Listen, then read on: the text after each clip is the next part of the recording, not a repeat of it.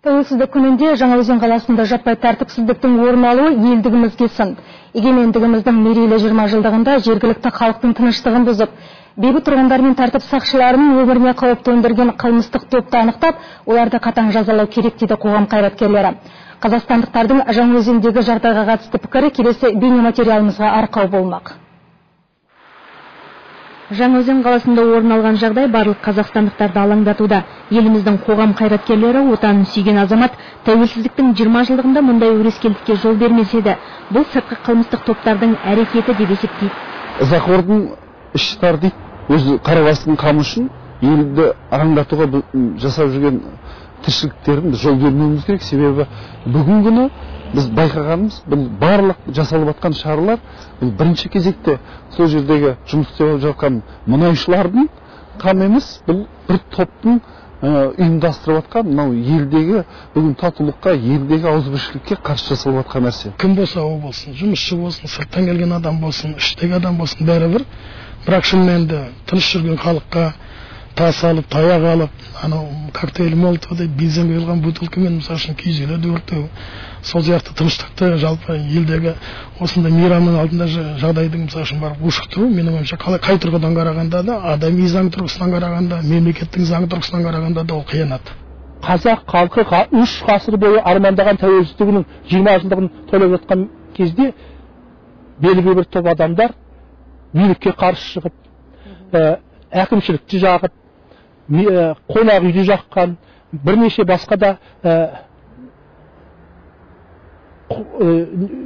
сол жердегі мекемелерді жағып жүрген, машиналарды өртеген, осының бәріне көнбей бастақтық. Еш уақытта қырғын, төбелес, соғыс мемлекеттің ішкі жағдайында жақсылыққа апарған емес. Оны тарихтың тәжірибесі, саяси тәжірибе не дәлелдеп келе жатыр. Сондықтан біздің азаматтар басқа Қазақстанға қарсы күштердің құрбандығына айланбауы керек. Глава государства сказала о том, что и независимо... Елбасы барлық азаматтарды біздің 20 жыл бойғы ең басты құндылығымыз тыныштық, бейбітшілік пен тұрақты дамуға шақырады. Міне дәл осындай қысылтаяң шақта қазақстандықтар елбасының ұлт лидерінің жанында топтасу қажет екенін түсінді. Уақытша 5 қаңтарға дейін мемлекет басшысының тапсырмасымен қалада төтенше жағдай жарияланды. Бұл дұрыс қадам, халықаралық құқықтық норма. Өйткені қолдарына қару алып, әлде бейбіт қауымға, құқық қорғаушыларға қиянат етушілер қатаң жазасын алады. Ал ел тұрғындары осындай ұлы мерекеде қанды көтеріліс жасау барып тұрған опасыздық деп есептейді.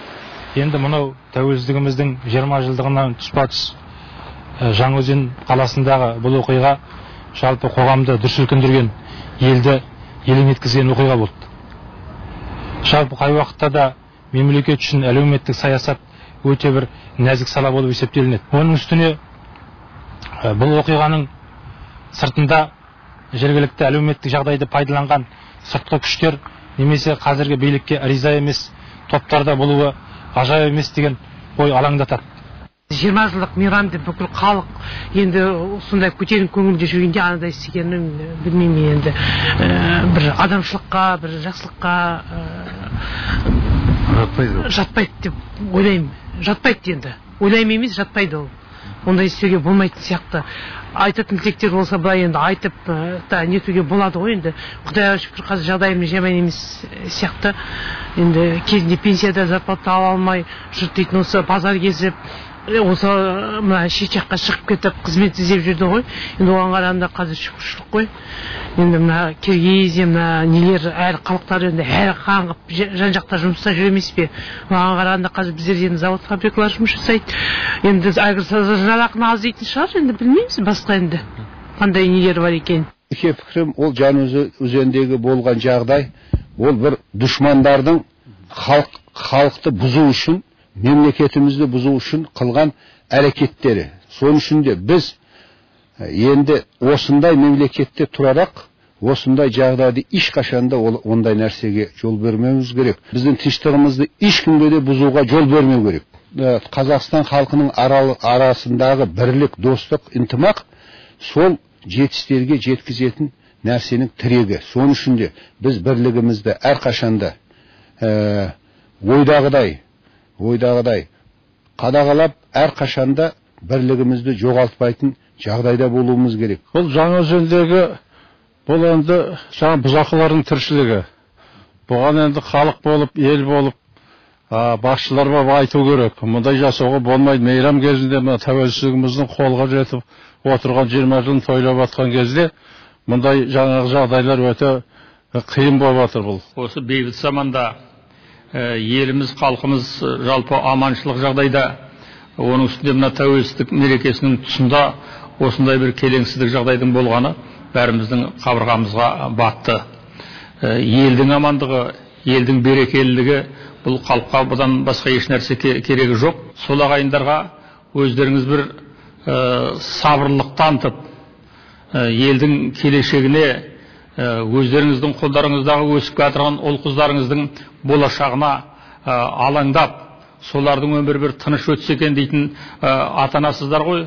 Сондықтан сіздердің бір өзі бір әлгіндей бір түсінікке келулеріңізді біз осы ел атынан, көршілердің атынан жанашыр есебінде тілейміз. Енді атыраулық мұнайшылар, мына Маңғыстау мұнайшыларын өзен мұнайшыларын кінәлаудан аулақпыз. Бірақ дегенмен бұндай еліміздің үлкен мерекесінде, 20 жыл тәуелсіздік мерекесінде бұндай халықтың ішіне арастан әрекет салып жатқан дұрыс емес деп есептеймін. Еңбек дауының өзінің шешетінде өздерің білесіңдер, әртүрлі жолдары бар. Сонша әр мәселені заңды түрде шешуге болады деймін.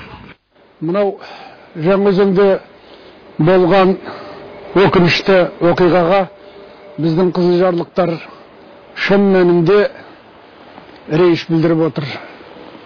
Дәл біздің тәуелсіздігіміздің 20 жылдық мейрамының үстіне әкеліп, осындай бұзақылық жасағаны әрине өкінішті жағдай. Оны біз сөгеміз. Қайткен күнде дағы бұл қастандық, сырттан келген күштің әсері. Бұған әрине біздің өзіміздің халқымызға тән, халқымыздың ниеті пиғылына тән дүние емес. Біздің жетістіктеріміз 20 жылда өткен 2 ғасырдың ісі. Соның барлығына деп әдейі жасап отқан қастандық бұл. Оған біз наразылық білдіреміз. Адамзатқа, адамдарға ол қиянат көрсету. Мысалға бір нәрсе жасау үшін оны заң жүзінде жасау керек. Ол заңсыз жасалған мәселе. Оны мен құптамаймын. Оны Қазақстанның әрбір азаматы құптамайды. Ол заңға қайшы келеді деп ойлаймын. Сондықтан да ол дұрыс емес әрине. Осылайша ел азаматтары орын алған оқиға елімізге, халқымызға, ал ең бастысы тәуелсіздігімізге жасалған қастандық деп есептейді. Ал саясаттанушылар қоғам қайраткерлері мен саяси партия өкілдерінен құрылған арнайы комиссияны Жаңаөзен қаласына аттандырып, оқиғаның мән-жайын анықтау қажет деген пікірде. Сондай-ақ тек қолдарына қару алып, заңсыз алаңға шыққан қылмыстық топты жазалаумен шектелмей, оның артында кімдердің тұрғанын анықтау керек дейді. Арандатушы топтың мақсаты ел ішіне еркі салып, халықты билікке қарсы қою. Гүлмайра Қуатбайқызы, Николай Тишенин, хабар.